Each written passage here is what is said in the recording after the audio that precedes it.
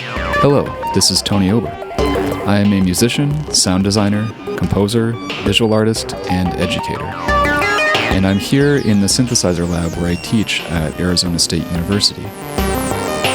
I've created this patch using the .com system we have in this lab, and I'd like to share with you some of the key features of this patch. The idea for this patch started with one of my favorite tricks to do that really adds some variation to a pitch sequence. And this trick involves using an LFO to transpose a voltage sequence from a sequencer. How is this achieved? Well, I'm taking one row of the Q960 sequencer and running that into a signal input of a VCA. Then I'm taking a Q106 oscillator, using that as an LFO, and running that into a signal processor to offset it.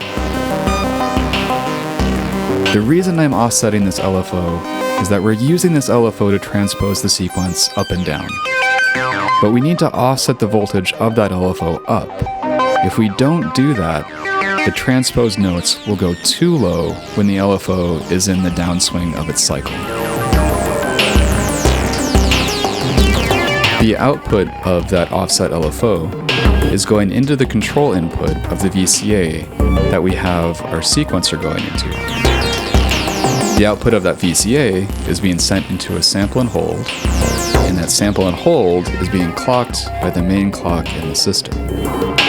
If we don't use the sample and hold here, we'll get a glissando between the notes, because the sequencer is basically riding the wave of that LFO doing the transposition.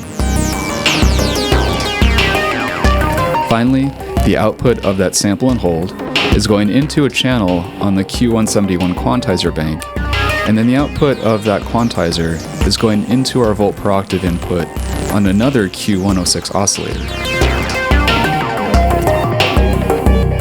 There are a few other things going on in this patch, but I won't go into details on that here.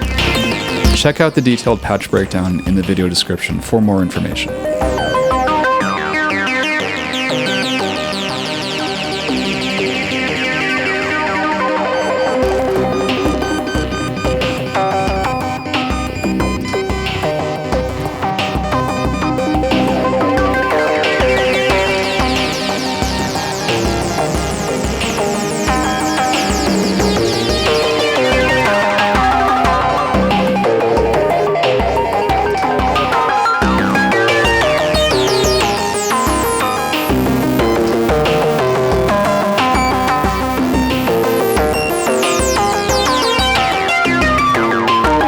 One final thing.